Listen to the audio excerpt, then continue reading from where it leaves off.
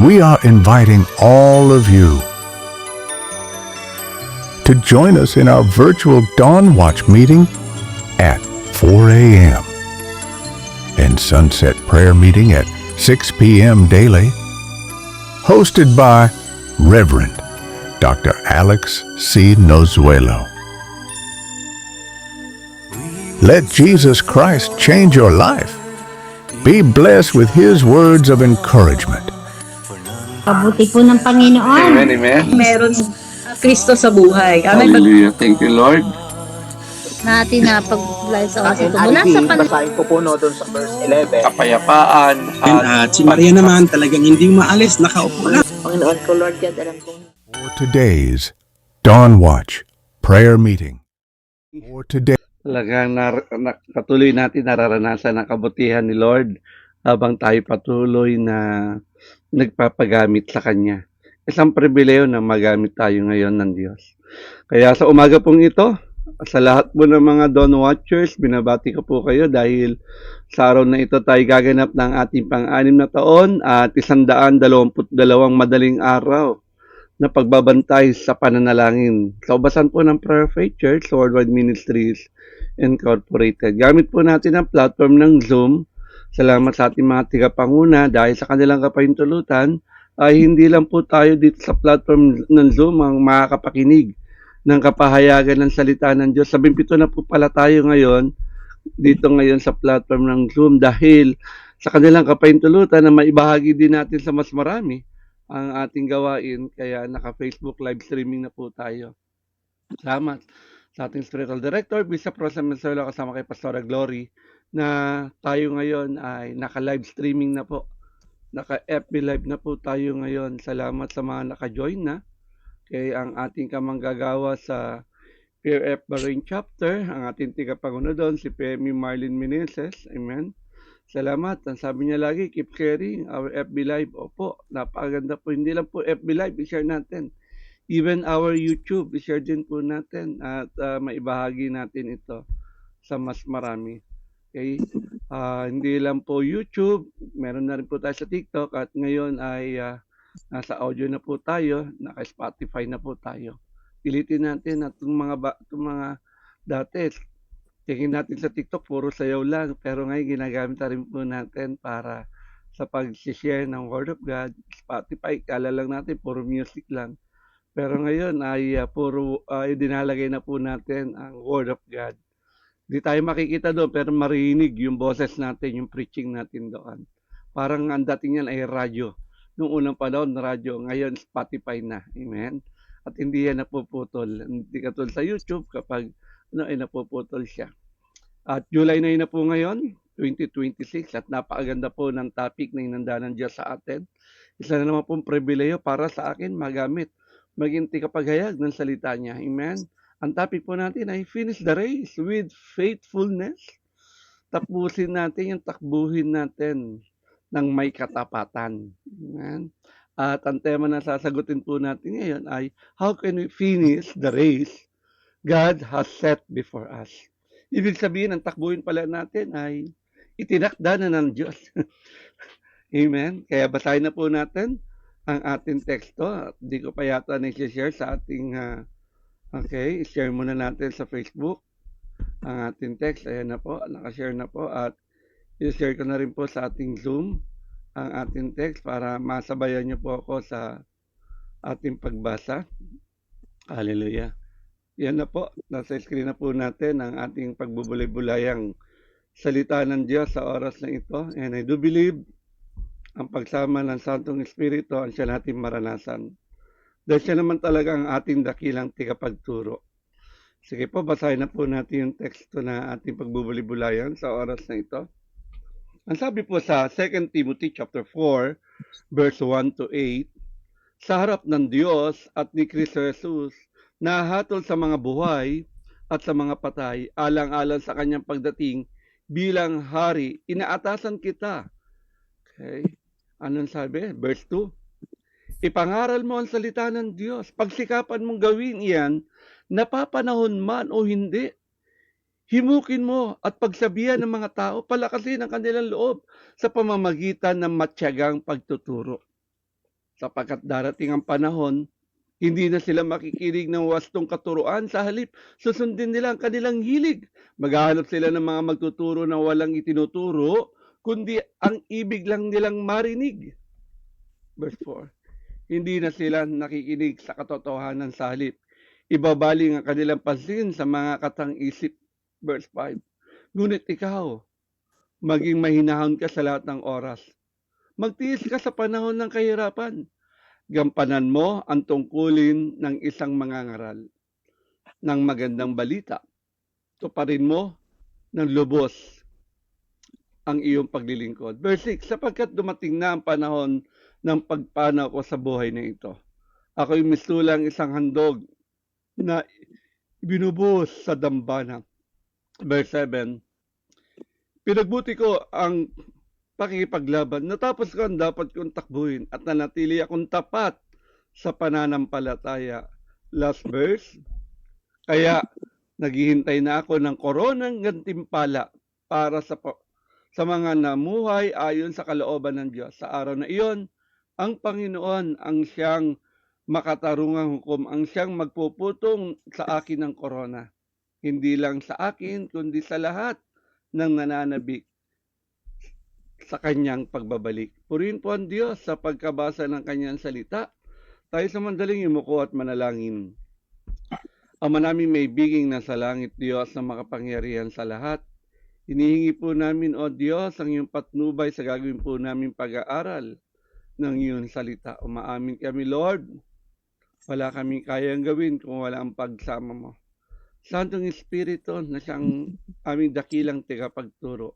Pangunahan mo po ang gagawin naming pag-aaral na ito at wala kami ibang maitanghal kundi ikaw lamang, o aming Diyos. Kaya gamitin mo lamang po ko bilang tagapaghayag ng iyong salita at patuloy wala kami ibang nais kundi ikaw ang aming maparangalan.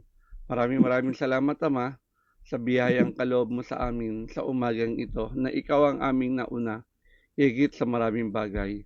Maraming salamat po. Binabalik namin ang kapurihan ito sa pangalan ni Jesus. Everybody say, Amen, Amen. Praise God. Tunay mga kapatid ko sa Panginoon, marami nang naunang tumakbo sa atin. Ang tanong, nakatapos ba sila? Okay. Marami nahinto. Okay. Marami nauna sa atin. Pero nasa na kaya sila ngayon? Sabi nga ng preacher natin kagabi, nanlamig ang kanilang pag-ibig sa Diyos. Amen. Pero dito ididiin naman natin yung 2 Timothy chapter 4 verse 7. Anong sabi ni Apostol Pablo? I have fought the good fight. I have finished the race. I have kept the faith. Amen. Dapat ganoon din tayo. Kaya ang topic natin ngayon ay finish the race with faithfulness. At sasagutin natin, how can we finish the race God has set before us? Marami sa atin, mga mananampalataya, tingin nila buhay paglilingkod ay pang 100-meter dash. Yan ang madalas sinasabi sa atin ng ating tigapanguna. Hindi po 100-meter dash ang paglilingkod natin sa harapan ng Diyos, kundi marathon, isang marathon. Amen. Ibig sabihin nun ay dapat, kung paano tayo nagsimula na may kasigasigan, dapat magtatapos din tayo na may kasigasigan. Tama po ba? Okay? May mga nanlalamig sa pananampalataya, may nadadala ng tukso, may sumusuko sa gitna ng pagsubok, at may nawawala ang focus dahil sa alalahanin ng mundong ito. Yan yung mga dahilan kung bakit maraming huminto. Pero anong sabi ni Apostol Pablo? Okay? Sa pagtatapos ng kanyang buhay, ang sabi niya, nagsimula akong mabuti. Dapat magtatapos din tayong mabuti. Tama po ba? Napakaganda ng kapayagang ito dahil nagsasabi sa atin ito ng tiyak na katagumpayan sa ating buhay pananampalataya. Hindi lamang nasa kung paano tayo nagsimula, kundi kung paano tayo nagtapos. Yun po yun eh. Di ba? Marami nang nauna pero nahinto eh. Nakakalungkot, no? Naalokan ng maraming bagay sa salibutan ito. Wala na. Iniwanan nila ang kanilang paglilingkod. Okay? Kaya, Tandaan natin ito. Ito'y panulat ni Apostol Pablo nga pala kay Timoteo, na kanyang anak sa pananampalataya. So marahil na isulat ni Apostol Pablo ito dahil nararamdaman niya na siya'y malapit ng mamatay. Ngunit sa halip na matakot siya, ay nag-iwan siya ng pag-aaral o prinsipyo kung paano natin matatapos ng matagumpay ang takbuhin ng ating pananampalataya. At yan sinabi niya kay Timoteo at sinasabi rin sa atin ngayon sa ubasan ng Prayer of a Church. Amen. At sa lahat ng mga makikinig nito, hindi aksidente kapatid, nakikinig ka ngayon ng kapahayagan ng salita ng Diyos dahil naniniwala ang Diyos na gagamitin ka sa huling panahon ng Diyos sa paghahayag ng kanyang mabuting balita. Hindi titignan ng Diyos kung ikaw'y bata o matanda, babae ka man o lalaki. Gagamitin ka ng Diyos maghayag ng kanyang mabuting balita. Kaya sagutin na po natin, paano nga ba natin matatapos ang ating takbuhin para sa Panginoon? Ang unang-unang sagot dyan, makikita natin sa verse 1 and 2 na ating binasa. Sabi, preach the word. Be ready in season and out of season. Anong ibig sabihin nun? How do we finish the race? Finish the race by remaining faithful to God's word. Maging tapat tayo, manatili tayong tapat sa salita ng Diyos. Okay? Paano natin mapapakita ang ating katapatan? Okay? Tingnan natin yung unang bilin ni Apostol Pablo. Hindi tungkol ito sa galing mo, sa talento mo, kundi tungkol ito sa katapatan mo. Saan? Sa Word of God. Ano sabi niya? Preach the Word. Ayun natin makapakita ang katapatan natin sa harapan ni Lord. Preach the Word. Kaya sabi nga ni Pastor Boyet kahapon, alam mo naka-assign ka, tapos hindi mo pinaghanda, makikita ba doon ang katapatan mo sa harapan ni Lord? Pastor, wala kaming signal. Dahil madalas ko nga sabi, kung sa bundok ka nakatira, tumungtong ka sa ibabaw ng bubungan niyo at doon ka, Pastor Rubian niya, lumalabas pa ng bahay. Tama po ba? Nararanasan ko rin yun. Kapag walang nag-brand out data, obligado ko lumabas ng bahay dahil nasa akin yung hosting. Amen? Kailangan mabuksan ko yung Zoom. Magagawa ko lang yun. Kung di ako magbubukas ng Zoom, madidelay tayo lahat. Tama po ba? Kaya, sa ubasan ng Prayer of Faith Church, kung bakit tayo pinanagpo ng Diyos dito. Alam niyo bakit? Kung bakit dinala ka sa ubasang ito. At kung ikaw ay nasa ibang ubasan at walang pangarap ang iba na ikaw ay maging tagapaghayag ng salita ng Diyos. Inimbitahan ka namin sa ubasan ng Prayer of Faith Church. Bakit? Ang heart desire po ng ating mga tagapanguna. Lahat tayo gamitin ni Lord, maging tagapaghayag ng mabuting balita. Oo, napakabigat na responsibilidad. Kaya sinabi sa atin, na huwag natin hangarin maging tigapagturo. Dahil alam natin, pero hindi yun ang magiging hadlang para sabihin natin, hindi ako magaling, hindi ako inclined sa pagtuturo. Lahat tayo ay sinasabihan nito. Preach the word. Nangangulugan, ipahayag natin ang salita ng Diyos ng buong katapatan. Kahit ito ay minsan hindi matanggap ng maraming tao. Lalo na kilala nila ang dati nating pagkatao. Sabihin niya, ba yung nangangaral? Kilala ko yan Kasama ko lang nagtotong it yan Kasama ko lang umiinom ng alak yan Kasama ko lang ang dami. Totoo po yan. Hindi tayo tinawag upang baguhin ang mensahe para maging tanyag tayo. Isa lang nakasulat sa Biblia. Tinawag tayo maging tapat sa katotohanan. Kung ano yung sinasabi ng Biblia, doon lang tayo. Amen? Huwag tayo lalabas. Oo, maraming mga great doctrines na binibigyan na ng diin ngayon. Pero to us, salamat sa ubasan ng Prayer Faith Church kung saan pinagdalan tayo. Meron tayong tinatawag na statement of faith. Yun ang tinatayuan natin. Kaya kung meron man tayong marinig na great doctrines bukod doon sa statement of faith natin, ay hindi na natin binibigyan ng diin yan. Kaya ang taong nananatili sa salita ng Diyos, mga kapatid ko sa Panginoon, ay nananatili sa tamang landas. Nasa right track tayo, kapatid. Hindi tayo lumilihis dun sa sa takbuhin, di ba? Hindi tayo pwede lumipat. Doon lang tayo sa ano natin. Okay? Kaya mga kapatid ko sa Panginoon, napakaraming binigay na teksto dyan ang Biblia. Pero kunin natin yung isang kwento. Ito yung kwento tungkol dun sa pagtatayo ni Noah ng arko. Tama po ba?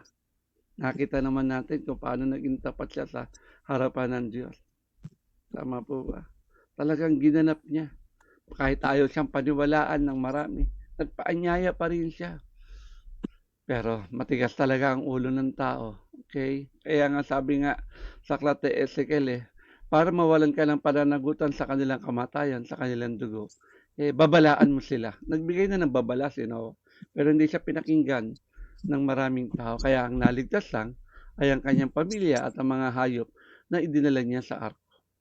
Kaya tandaan natin ito mga kapatid ko sa Panginoon. Kung dumarating yung panahon ng compromise o kompromiso, dapat manatili pa rin tayong tapat sa salita ng Diyos. Huwag tayong papayag na ma-compromise tayo. Amen? Huwag natin baguhin ang mensahe upang umayon lang sa gusto ng tao. Okay? Minsan masakit marinig ang katotohanan, pero ang katotohanan ang siyang magpapalaya sa atin. Minsan nga, may lumalapit pa nga sa atin na sabi ng mga miyembro, Pastor, ito lang dapat i-preach mo. Huwag mo i-preach ito dahil darating mga kamag-anak ko. Sabi ko, ilangungunahan mo pa si God. Amen. Kahit malaki pa yung tithe and offering mo, di ko titignan yan. Titignan ko yung sasabihin ni God.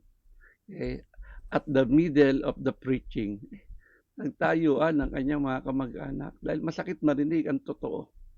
Okay? Kung masaktan sila, salamat sa Diyos. Bakit? Kasi naunawaan nila ang salita ng Diyos. Lahat naman sila ngayon na born again na. Amen? Mga kapatid ko sa Panginoon, kapag ang salita ng Diyos ang pundasyon ng ating buhay, tandaan natin ito mga kapatid ko, hindi tayong madaling matitinan. Okay? May pundasyon tayo. Parang sinabi ni Pastor Hadjo, naka-angkla tayo. May angkla tayo. Okay, may anchor tayo. Bumagyo man ng malakas, bagamat naalon tayo, pero nandun lang tayo sa lugar, naka-stay put lang tayo. Kaya mga kapatid ko sa Panginoon, pag-igihan natin ang lumalim sa salita ng Diyos kaysa sa opinion ng mundong ito. Maraming opinion, maraming mga nagsasabi kesyo ganito, kesyo ganyan, mga influencer na nagsasabi sila ang tama. Okay? Balik tayo, back to basic. Balik tayo sa Biblia, sa salita ng Diyos. Amen? Nagagawa ba yun?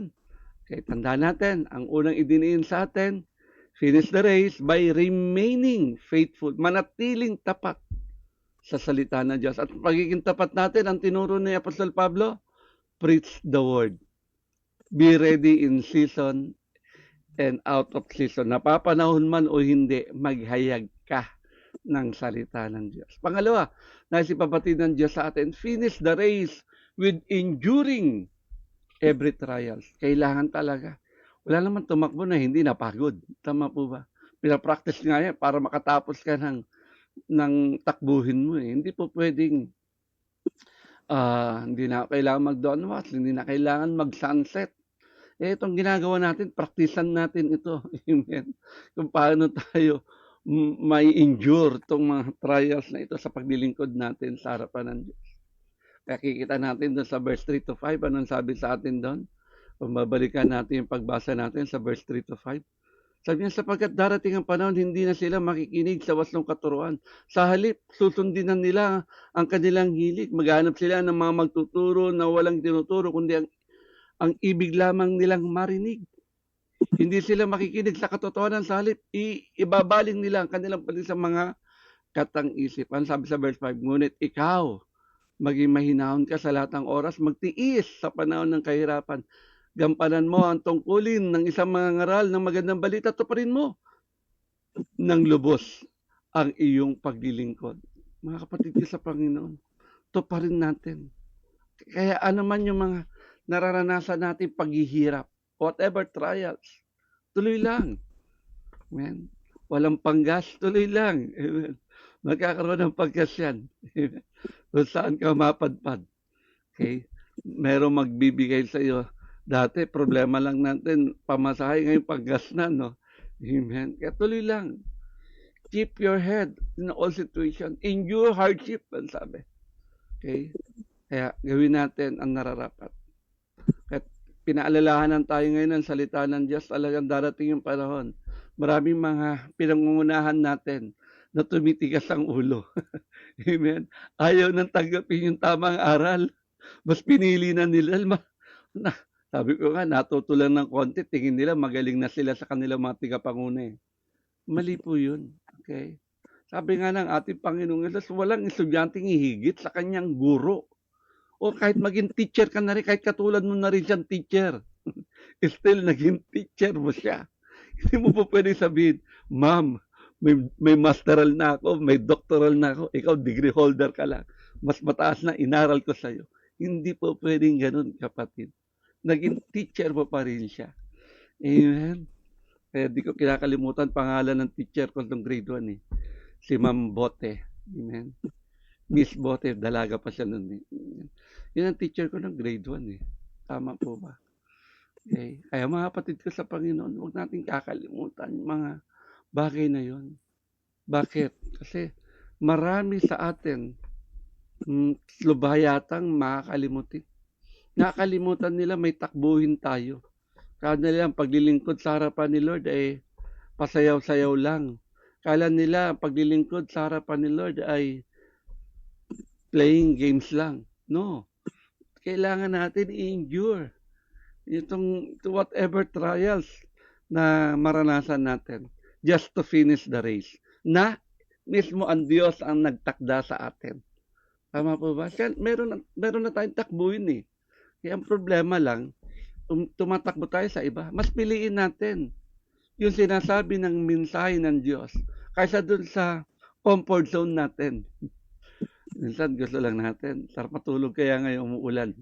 May bagyo daw. Amen? Tatandaan natin, mas masarap ang makapakinig ng kapahayagan ng salita ng Diyos. Huwag mo ipagpapalit yan. Dahil habang nakikinig ka ng salita ng Diyos ngayon, napaka-the best ng almusal mo. Hindi kape, di padisal. Kundi pinapakain na natin ang ating kaluluwa. The only food of our soul is the Word of God. Tandaan po natin yan. Hindi lamang maling katuruan ang haharapin ng isang Kristiyano. Meron din mag-uusig, tukso, pagkabigo, okay, mga pagsubok. Yan yung mga kakaharapin natin para makapagpatuloy tayo sa paglilingkod. Kaya nang sabi ni Apostol Pablo kay Timoteo, magpakatatag. Amen. Ano pa? Magtiis. Hallelujah. Ano pa? Ipagpatuloy ang ministeryo. Huwag kang ihinto. Yan ang sabi ni Apostol Pablo kay Timothy. Bata pa kasi si Timothy. Marami tong opportunity na iaalok ng sanlibutan pero mas pinili niya yung pagsunod sa sinabi ng kanyang tigapanguna. Tama po ba? Sinabi ng kanyang tatay. Okay? Magtiis ka, magpakatatag ka, magpatuloy ka. Kaya minsan, mahirap sa atin mga tigapanguna kung tayo nawawala. Ay, magiging bad influence tayo sa mga pinangungunahan natin. Ako, napakalaki ng ating pananagutan. No? Kung ikaw ay tigapanguna at hindi nakikitaan sa iyo yung bagay na hinahayag mo. So, huwag mo sasabihin, marami tayong ginagawa. Okay? Lahat naman tayo may ginagawa. Ang tanong nagagawa ba na talaga natin yung faithfulness natin kay God? Anong sabi sa Apostol Pablo kay Timoteo? Para may pakita mo ang iyong katapatan. Okay? Matapos mong takbuhin, ipangaral mo ang kanyang salita. Tanong, ilang beses ka nangangaral? Iba ang nangangaral, iba ang nagpipreach sa nagtiteach. Iba ang teaching sa preaching. Tandaan po natin yan. Okay? Kaya mga kapatid ko sa Panginoon, tandaan natin ito. Okay? Sa pagtatapos ng ating takbuhin, nangangailangan talaga ng pagtitiis. Hindi po pwedeng sabihin, gusto mo agad sa finish line, sige, tumakbo kayo, sasakay na lang ako ng jeep, o magbabike ako, o magta-tricycle na, o sasakay na ako sa kotse para mas mabilis akong, walang ganon. Nandun ka sa takbuhin Hindi yun. Maraming gusto instant, gusto mabilisan. Kaya, tandaan natin to mga kapatid ko sa Panginoon. Huwag mong sukatin ang mga bagay na ginagawa mo sa harapan ng Diyos. Okay? Huwag mong tignan yung dami na ginagawa mo sa kanyang harapan. Amen. Ang tignan mo ay yung takbuhin na ibinigay ng Diyos sa iyo. Tapusin natin yan. Amen. Ay, marami na akong nagawa. Kaso hindi nga umabot sa finish line yung ginawa mo. Hindi natapos. Amen. Naiwan ka sa kalagitnaan. Kaya ang bawat pagtitiis, tandaan natin ito. Para sa ating Diyos, para sa ating Panginoong Hesus. Hindi ito masasayang. Nakikita ng Diyos ang ating katapatan. Hindi nalilihim sa Kanya yan. Kaya handa ba tayo magpatuloy kahit mahirap ang laban? Kahit na para bagang ang kalaban natin sa takbuhin ay malalaki at tayo maliit lang. Okay, ang mahalaga, matapos natin yung finish line. Okay, at least, tumakbo tayo. Hindi man tayo first place. Okay? Kahit nasa last place tayo, at least may place tayo. Tama po. Natapos natin. May place pa rin. Nakatapos tayo sa finish line. Mas maganda kung hangarin natin, maging first place tayo. Yun naman dahilan kung bakit tayo tumatakbo. Managumpay tayo. Tama po ba? Okay. Pero katagumpay na rin, makarating tayo sa finish line. Kaya tandaan natin yan. At ang panghuli, sinabi sa atin sa verse 6 to 8.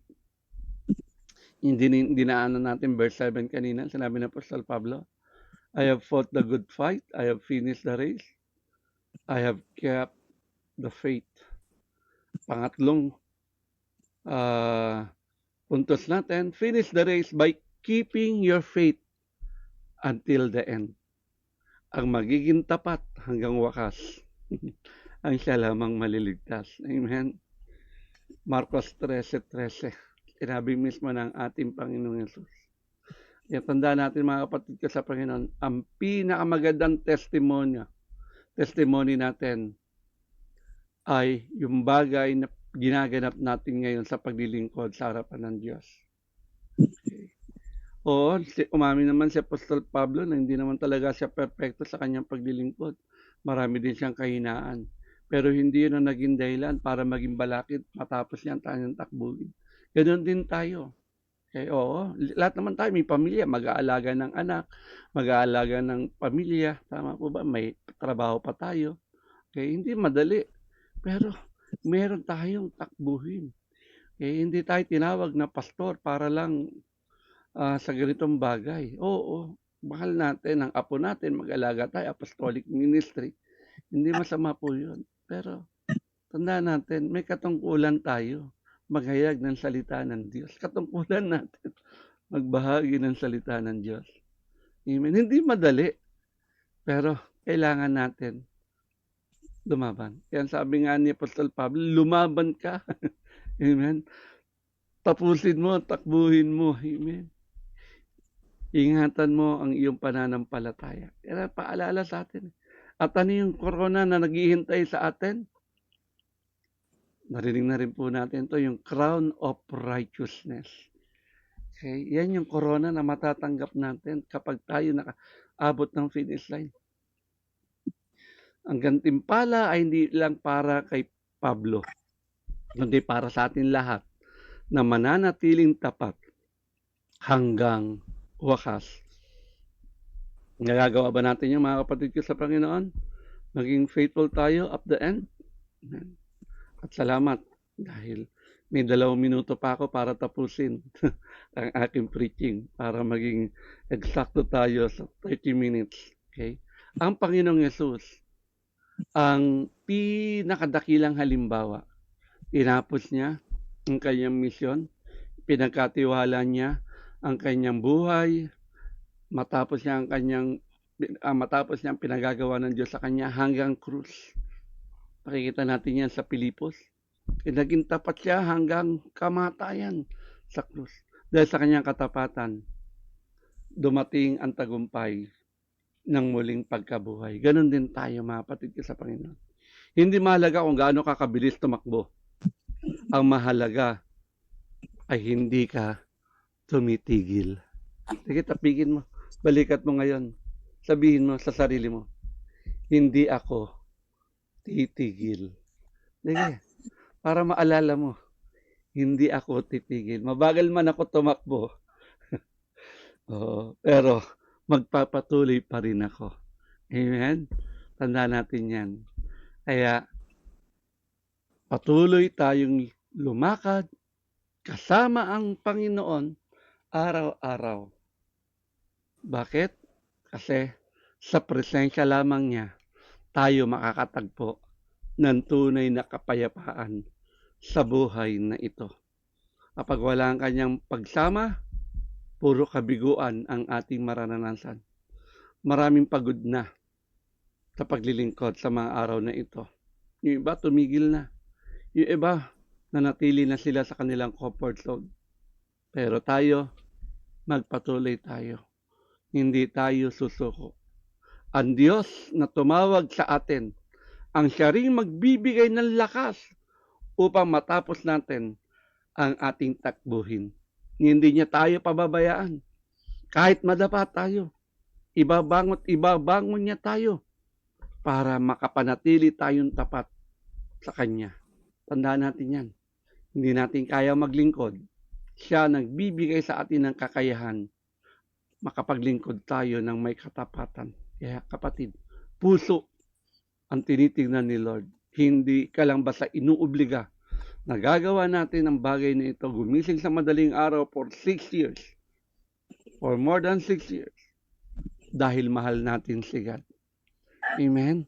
Kung ano yung pag-ibig natin sa Kanya noong una. Hanggang ngayon, pinadadama pa rin natin, Lord. We are longing to you. Kung paano natin lagi siya kinakausap ng bago-bago tayong mananampalataya na puro hingi ang alam natin. Ngayon naman, puro pasasalamat naman tayo. At naniniwala tayo mga kapatid sa Panginoon.